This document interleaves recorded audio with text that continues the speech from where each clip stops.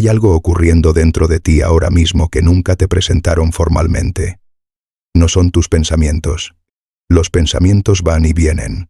Cambian con tu estado de ánimo, con tu entorno, con la última conversación que tuviste. Son visitantes en tu mente, no residentes. No son tus emociones.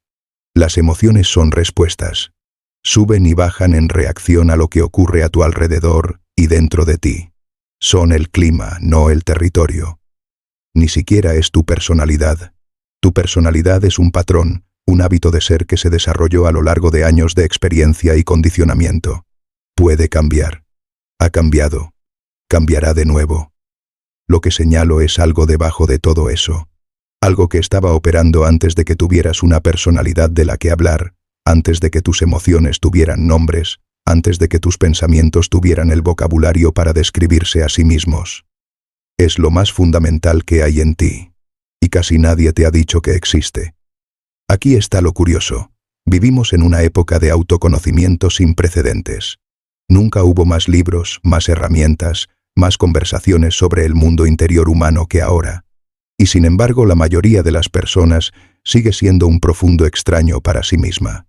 Conoce sus preferencias, pero no sus impulsos. Conoce sus hábitos, pero no la fuerza que los produce. Sabe lo que quiere, pero no por qué lo quiere. No de verdad. Porque la pregunta del por qué va más profundo que la psicología, más profundo que las heridas de la infancia y el condicionamiento y los patrones neurológicos, aunque todo eso sea real. Va a algo más fundamental. Algo que estaba ahí antes de que cualquiera de esas cosas lo moldeara. Aquí está la primera pregunta que vale la pena sostener. Si quitaras todo lo que crees que eres, tu trabajo, tus relaciones, tus opiniones, tus miedos, ¿qué quedaría? ¿Cuál es la cosa que sigue alcanzando, sigue queriendo, sigue esforzándose, sin importar lo que logres o pierdas?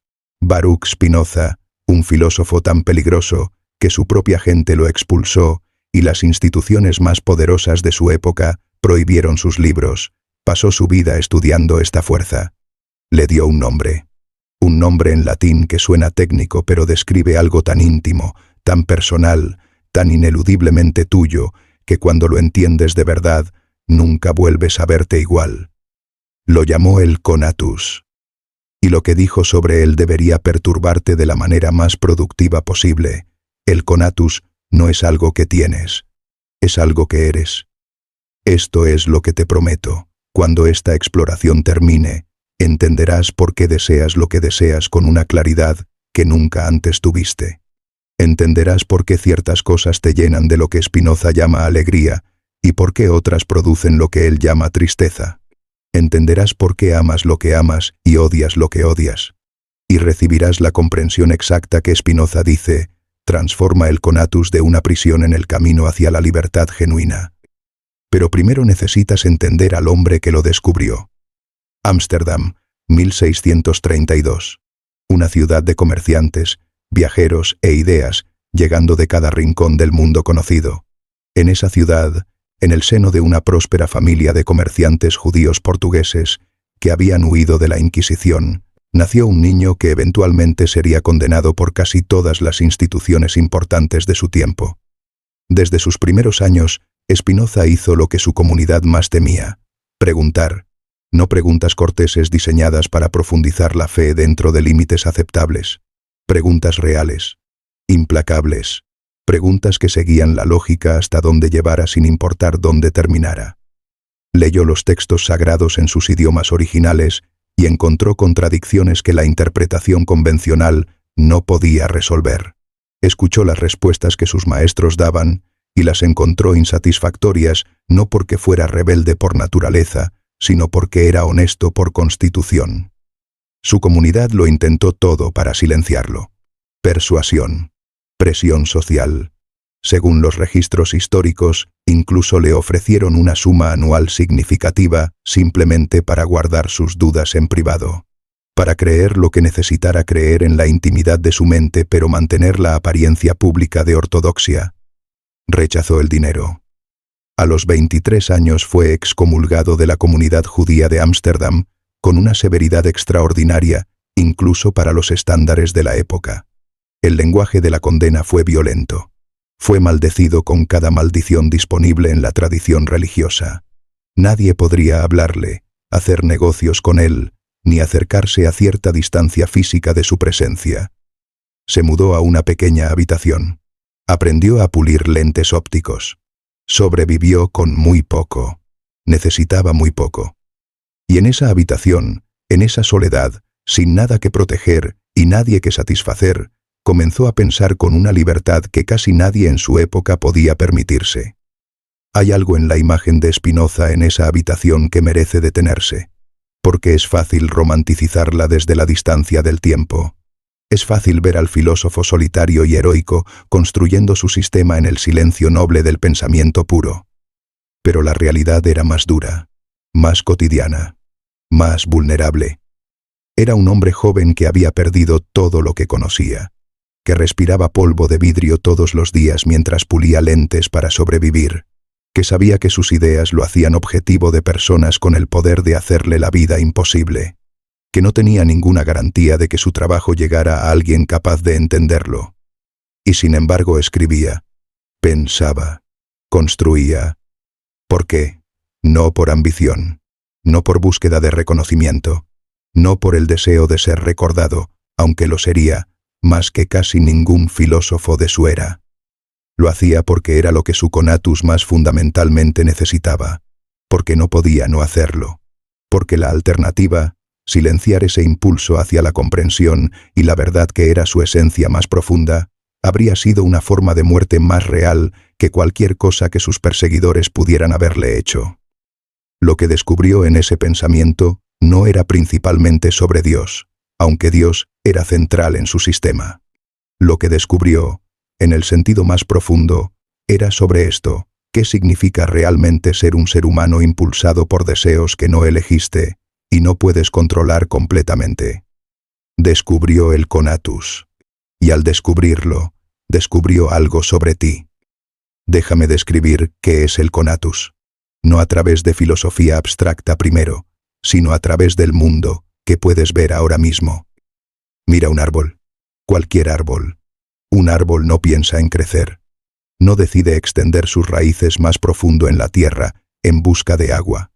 No elige girar sus hojas hacia la luz. Y sin embargo hace todo eso, constantemente, persistentemente, con algo que parece, desde fuera, notablemente intencional. Este es el conatus del árbol, su esfuerzo innato y fundamental por persistir en su propio ser, por seguir siendo árbol, por crecer, fortalecerse, repararse, perdurar. Ahora piensa en un animal. Cuando algo lo amenaza, algo extraordinario ocurre casi instantáneamente. Cada sistema de su cuerpo se moviliza. Su corazón acelera. Sus músculos se preparan para la acción. Su atención se estrecha hasta el filo de una navaja enfocada en la amenaza. El animal no decidió hacer nada de esto. Su conatus, su impulso de persistir en su propio ser, activó todo el aparato biológico de la autopreservación antes de que pudiera formarse ningún pensamiento consciente. Ahora tráelo a casa. A ti. Ahora mismo. En este momento. Estás escuchando o leyendo esto porque algo en ti está orientado hacia la comprensión, hacia el crecimiento, hacia algo que no puedes nombrar del todo, pero que se siente importante. Esa orientación, ese alcanzar hacia la comprensión, ese hambre de algo más que la mera supervivencia, es tu conatus, expresándose en el modo de un ser humano consciente y reflexivo.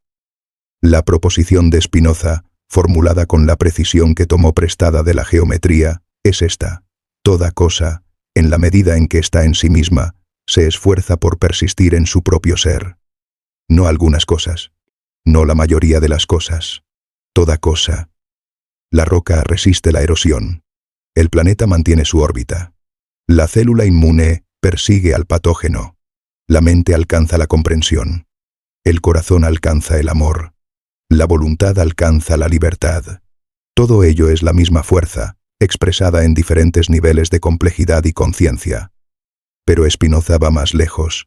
Dice algo más radical. Dice que este esfuerzo no es meramente una característica que las cosas poseen. Es lo que las cosas son. Una roca no es algo que también se esfuerza por persistir. El esfuerzo de la roca por persistir es la roca. Elimina el esfuerzo y no has modificado la roca. La has eliminado. ¿Y tú? No eres un yo que también tiene deseos. Tu deseo, en su totalidad, en su orientación fundamental, eres tú. El yo y el esfuerzo no son dos cosas. Son una sola cosa vista desde dos ángulos. Piensa en lo que esto significa. Estamos acostumbrados a pensar en nosotros mismos como yos, que luego tienen experiencias, que luego desarrollan deseos, que luego persiguen metas, como si hubiera un yo estable detrás de los deseos que podría en principio existir sin ellos. Spinoza dice que no hay tal yo. El yo es el desear. Eres tu conatus de la misma manera que una llama es su arder. Elimina el arder, y no tienes una llama que ha dejado de arder. No tienes nada. Cuando entiendes esto profundamente, la pregunta de quién eres se vuelve inseparable de la pregunta de qué deseas más fundamentalmente. Y el proyecto del autoconocimiento se vuelve idéntico al proyecto de entender tu propio conatus. Pregúntate honestamente, ¿cuánto de lo que llamas tu personalidad es en realidad la forma que ha tomado tu conatus, dado la vida particular que has vivido? ¿Cuánto de lo que crees que eliges libremente es en realidad la expresión de un impulso que nunca has examinado con suficiente profundidad para entender? Esta es la pregunta que cambia todo. Porque si nunca la has hecho en serio, lo que viene a continuación transformará cómo te ves a ti mismo. Si esta exploración está resonando contigo, suscríbete ahora. Spinoza pasó su vida buscando personas dispuestas a pensar con esta claridad sobre sí mismas. Acabas de demostrar que eres una de ellas. Ahora vayamos más adentro, a la arquitectura emocional que el conatus construye. Spinoza introduce dos conceptos que el español traduce como alegría y tristeza, pero no son estas palabras en la forma en que las usamos ordinariamente. Son algo más preciso, más universal, más útil. Para Spinoza, la alegría es el nombre de cualquier transición hacia mayor poder de ser, cualquier movimiento hacia más vitalidad, más capacidad, más comprensión, más libertad. Cualquier experiencia en la que tu conatus se está expresando más plenamente, con menos resistencia. Y la tristeza es el nombre de cualquier transición hacia menor poder de ser. Cualquier movimiento hacia la disminución, hacia menos capacidad, hacia la restricción de lo que puedes hacer, sentir, comprender y llegar a ser. Cualquier experiencia en la que tu conatus está siendo bloqueado, comprimido, reducido. Piensa en lo que esto significa cuando lo aplicas honestamente. Puedes sentir lo que el lenguaje convencional llama felicidad, mientras experimentas en realidad lo que Spinoza llama tristeza. El hombre que finalmente logró la meta que persiguió durante 10 años y siente, en el momento del logro, un vacío aplastante, está experimentando tristeza spinozana, aunque acaba de recibir lo que creía que lo haría feliz. Porque el logro no ha aumentado su poder de ser. No lo ha hecho más capaz, más libre, más completamente él mismo. Simplemente ha confirmado que la meta que perseguía era un sustituto de algo que su conatus realmente necesitaba. Puedes sentir lo que el lenguaje convencional llama incomodidad, mientras experimentas en realidad lo que Spinoza llama alegría. La persona empujando a través de un proyecto creativo difícil, frustrada e insegura, y trabajando en el límite de su capacidad actual, está experimentando alegría spinozana, aunque la descripción convencional de su estado emocional sería estresada o incómoda, porque su conatus se está expresando a máxima capacidad. Es, en esa lucha, más completamente ella misma que en cualquier momento de fácil comodidad. Aquí está algo que Spinoza observa sobre esto y que muy pocos filósofos anteriores a él habían articulado con tanta claridad. Vivimos en una cultura que ha confundido placer con alegría y malestar con tristeza. Nos han enseñado a perseguir lo que se siente bien en el momento y a evitar lo que se siente difícil. Y ese esquema, aparentemente razonable, produce exactamente el tipo de esclavitud que Spinoza describe. Porque el placer inmediato no siempre corresponde a un aumento del poder de ser. Y el malestar inmediato no siempre corresponde a una disminución. Muy a menudo es precisamente al revés. La conversación difícil que siempre pospones porque genera ansiedad es con frecuencia exactamente la que tu conatus necesita que tengas para expandirse. La disciplina que sientes como restricción es a menudo el canal más directo hacia la expresión más plena de lo que eres. El riesgo que te aterra puede ser el único movimiento que tu conatus está esperando que hagas desde hace años. Y la evasión que se siente como alivio, el aplazamiento que se siente como descanso, el confort que se siente como seguridad, pueden ser las formas más sofisticadas de tristeza spinozana, el conatus comprimido y contento en su compresión, porque al menos la compresión es familiar. ¿Cuántas veces has conseguido exactamente lo que querías y sentiste que el vacío regresaba de todas formas? Ese vacío no es ingratitud, no es debilidad. Es tu conatus diciéndote con precisión perfecta que perseguiste un sustituto en lugar de la cosa real. La pregunta que Spinoza quiere que lleves contigo no es «¿Soy feliz?». La pregunta es «¿Esto aumenta mi poder de ser o lo disminuye?». Y una vez que aprendes a hacerla honestamente, nunca volverás a estar confundido sobre por qué ciertas experiencias se sienten como se sienten. Permíteme darte un ejemplo que quizás reconozcas. Alguien pasa años preparándose para una oportunidad, estudia, sacrifica, trabaja con una disciplina que otros admiran. Finalmente llega el momento. Consigue lo que quería. Y en ese momento, en lugar de la euforia que anticipaba, siente algo extraño, una quietud vacía, como si hubiera llegado a la habitación correcta y descubierto que estaba vacía. Desde fuera parece un fracaso emocional, ingratitud, incapacidad de disfrutar el éxito. Desde el lenguaje de Spinoza es información perfectamente precisa.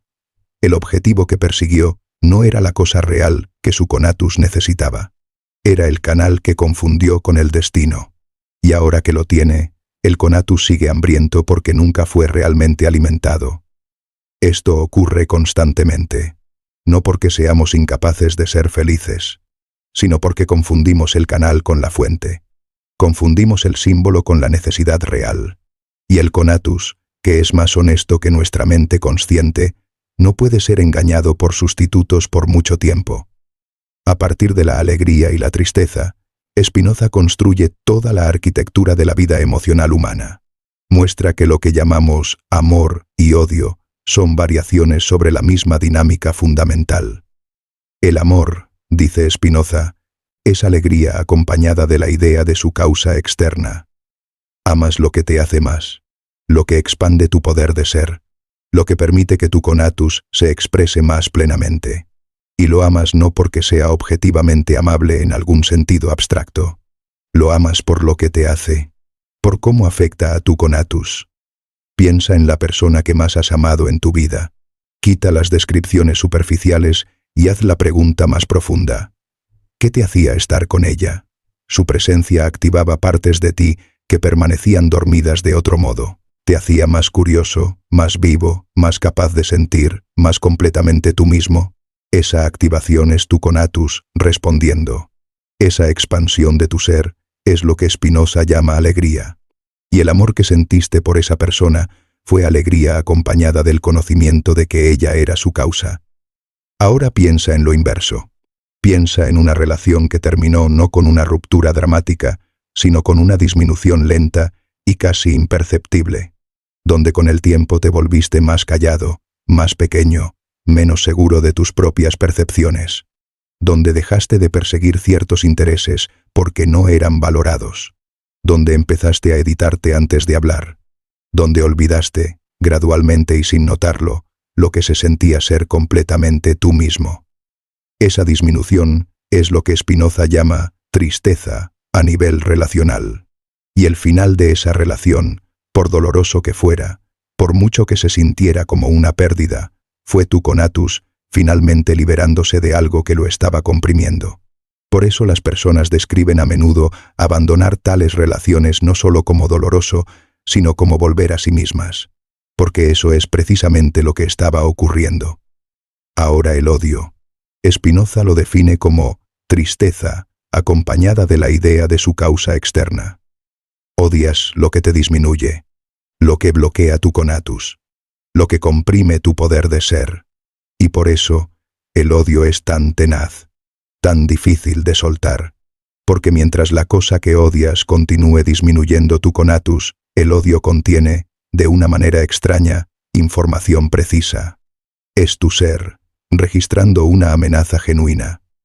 Pero aquí está lo que Spinoza dice sobre el odio que la mayoría nunca escucha. El odio mismo es también una forma de tristeza. Cuando odias a alguien, no solo estás respondiendo a una disminución que vino de fuera, estás creando una disminución adicional desde dentro. La atención y la energía que viertes en el odio es atención y energía que tu conatus no puede usar para su propia expansión. Piensa en alguien a quien hayas resentido durante mucho tiempo, no la persona que te hizo daño. Piensa en lo que ese resentimiento te ha costado en energía, en atención, en años de tu vida orbitando alrededor de alguien que quizás ni recuerda lo que hizo. ¿Valió la pena? ¿Vale la pena ahora? Esa pregunta no es retórica. Siéntela de verdad. Porque tu respuesta honesta te dice algo preciso sobre tu propio conatus y lo que más necesita. Y aquí es donde pertenece la conversación más importante de este video. No al final, sino ahora, mientras todavía tienes el peso completo de estas ideas vivo en ti. Escribe en los comentarios la emoción que más te ha controlado. Una palabra, basta. Deseo. Miedo. Resentimiento. Anhelo. Solo la palabra. Porque nombrarla es el primer acto de entenderla. Y en esta comunidad no estás solo en lo que cargas. Esto nos lleva a lo más importante que dice Spinoza. Lo que la mayoría nunca escucha porque para demasiado pronto. No eres tan libre como crees. No porque alguien te haya encarcelado, sino porque la fuerza misma que es más esencialmente tú, tu conatus, tu deseo, está operando en gran medida fuera de tu conciencia y controlando tu comportamiento de maneras que no reconoces y por tanto no puedes abordar. Piensa en los deseos que realmente dirigen tu vida, los que nombrarías si fueras completamente honesto. El deseo de aprobación de personas específicas cuya opinión has decidido que importa. El deseo de ser visto como exitoso según un estándar que absorbiste de tu entorno antes de tener edad para cuestionarlo. El deseo de evitar el tipo particular de dolor que tu historia específica ha hecho más amenazante. Estos deseos se sienten como tú. Se sienten como tus preferencias auténticas. Se sienten como elecciones que estás haciendo libremente. Pero no son elecciones. Son el conatus operando a través de la forma particular que tu historia, tus heridas, tu condicionamiento y tu ignorancia le han dado. Imagina a alguien que lleva 30 años en una carrera que lo extingue lentamente. Cada lunes por la mañana siente esa compresión, esa tristeza en el sentido spinozano, esa sensación de ser menos de lo que es, pero se queda, no porque le falte capacidad para irse, sino porque no entiende lo que la tristeza le está diciendo. La interpreta como debilidad, como ingratitud, como la inevitable realidad de la vida adulta. No la ve como su conatus, señalando clara y consistentemente que este camino lo mueve hacia la disminución. O imagina a alguien que sigue eligiendo relaciones que eventualmente le exigen hacerse más pequeño, que suprima sus opiniones, sus ambiciones, su naturaleza real para mantener la conexión. Experimenta la tristeza que Spinoza describe, la compresión, pero no la reconoce como información. La interpreta como amor que requiere sacrificio. No ve que su conatus le está diciendo cada día que estas conexiones lo están disminuyendo en lugar de expandiendo. Y aquí está lo que hace esto particularmente insidioso. La esclavitud se autorrefuerza. Cuanto más persigues el canal equivocado, más arraigado se vuelve el patrón. La persona que lleva 30 años en la carrera equivocada ha construido ahora toda su identidad alrededor de ella. El pensamiento de irse no es solo prácticamente aterrador, es existencialmente amenazante, porque ha confundido su conatus con su canal. Cree que si deja la carrera, se pierde a sí misma, cuando en realidad ocurre lo contrario, se ha estado perdiendo al quedarse. Esta es la esclavitud que Spinoza describe, no cadenas que puedes ver y tocar, sino la servidumbre invisible del deseo operando sin comprensión. Y la tragedia no es solo que sufras en esa esclavitud, la tragedia es que a menudo ni siquiera sabes que estás en ella. porque la esclavitud se siente como la vida, como tú mismo. Entonces aquí está la liberación que Spinoza ofrece. Y no es lo que la mayoría espera. Requiere comprensión, no fuerza de voluntad, no la supresión del deseo, no la actuación de la virtud. Comprensión genuina, profunda y honesta de qué es realmente tu conatus, qué está buscando realmente y por qué ha tomado la forma particular que tiene en ti. Déjame hacerlo concreto.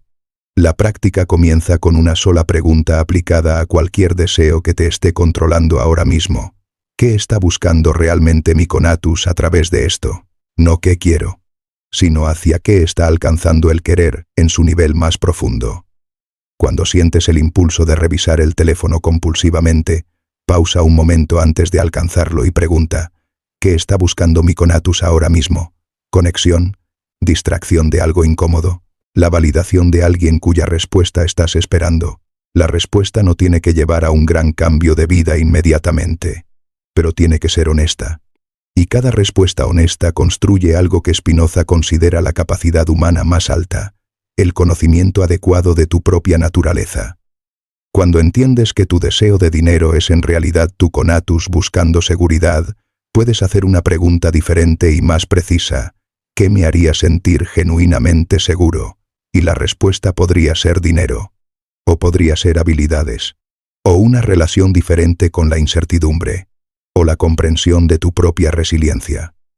Cuando entiendes que tu deseo de amor es tu conatus buscando ser genuinamente conocido, puedes preguntar, ¿estoy persiguiendo esto en contextos donde ser genuinamente conocido es realmente posible? ¿Me muestro a personas capaces de verme? Cuando entiendes que tu deseo de estatus es tu conatus buscando la sensación de que tu existencia importa, podrías descubrir lo que Spinoza demostró en su pequeña habitación, que la sensación de significado genuino no viene del reconocimiento externo, sino de la alineación entre lo que haces y lo que más profundamente eres. Spinoza llama a esto la transición de emociones pasivas a emociones activas. Cuando eres impulsado por deseos que no entiendes, tus emociones son pasivas. Te ocurren. Cuando entiendes tus deseos, tus emociones se vuelven activas. Expresan lo que más fundamentalmente eres con tu plena participación consciente. Y en esa transición, el conatus no desaparece, pero cambia de calidad, se vuelve más preciso, más alineado con lo que realmente eres y lo que realmente necesitas. Dejas de perseguir dinero cuando lo que necesitas es seguridad y empiezas a construir seguridad directamente. Dejas de perseguir la actuación cuando lo que necesitas es conexión genuina y empiezas a crear las condiciones donde la conexión genuina es posible. Dejas de perseguir el reconocimiento cuando lo que necesitas es significado y empiezas a hacer trabajo que es genuinamente significativo para ti, independientemente de si es reconocido. El conatus no cambia, pero el canal a través del que fluye se vuelve más honesto, más directo, más verdaderamente tuyo. Y aquí ocurre algo extraordinario que Spinoza describe en el nivel más alto de su sistema. Cuando el conatus fluye a través de canales que realmente corresponden a lo que eres, la energía que antes se dispersaba en sustitutos y persecuciones equivocadas queda disponible para algo diferente. Para crear, para comprender, para conectar de verdad, para vivir con la sensación que la mayoría de las personas solo experimenta en destellos fugaces, de estar completamente presente en tu propia existencia. Spinoza llama a esto beatitud, no felicidad que depende de las circunstancias, alegría que viene de ser completamente lo que eres. Y la diferencia entre los dos es la diferencia entre una luz que necesita una fuente externa para brillar y una que genera su propia luminosidad desde dentro. Hay un área de tu vida ahora mismo donde sospechas que tu conatus está alcanzando algo real pero expresándose a través del canal equivocado, donde estás persiguiendo un sustituto en lugar de la cosa misma. No tienes que responderlo en voz alta, pero respóndelo honestamente para ti mismo, porque esa respuesta es el comienzo de todo. Spinoza mismo fue la demostración más poderosa de todo lo que enseñó. Tenía todas las razones para ser esclavo de la amargura, rechazado por su propia gente, forzado a vivir en pobreza y aislamiento, muriendo joven por una enfermedad que su propio oficio le había dado. Cada condición externa de su vida estaba diseñada para producir exactamente el tipo de tristeza que describió con tanta precisión.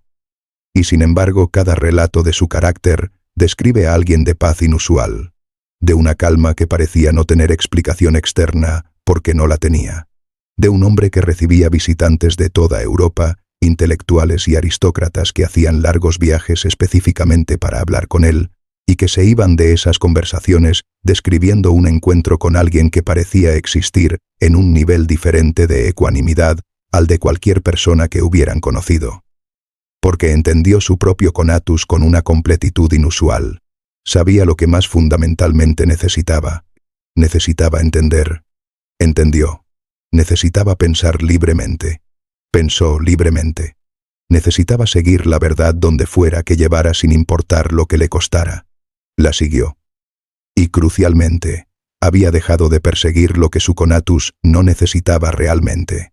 No necesitaba riqueza. No la persiguió. No necesitaba la aprobación de instituciones. No la buscó. No necesitaba la comodidad de pertenecer a una comunidad que le exigiera ser menos de lo que era.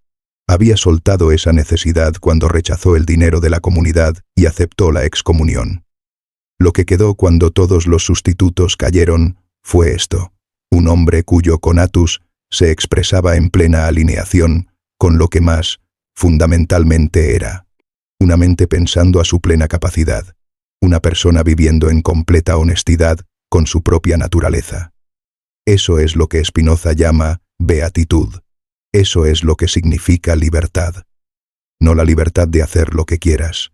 No la libertad de la dificultad o la pérdida o las inevitables disminuciones de una vida finita, sino la libertad que viene de estar tan completamente alineado con tu propio conatus, de entenderlo tan completamente que nada externo puede fundamentalmente desplazarte de lo que eres. Piensa en lo que esta libertad significa en la práctica concreta de una vida. Significa que cuando alguien te rechaza, el rechazo duele, pero no te define, porque sabes lo que eres independientemente de lo que esa persona piense de ti. Significa que cuando un proyecto fracasa, el fracaso informa pero no destruye, porque tu sentido de dirección no depende de que ese proyecto en particular haya funcionado. Significa que cuando las circunstancias externas se vuelven difíciles, que siempre ocurre, encuentras dentro de ti algo que las circunstancias no pueden tocar, no porque hayas suprimido tu vulnerabilidad, sino porque tu centro de gravedad está en la comprensión de lo que eres, no en la preservación de lo que tienes.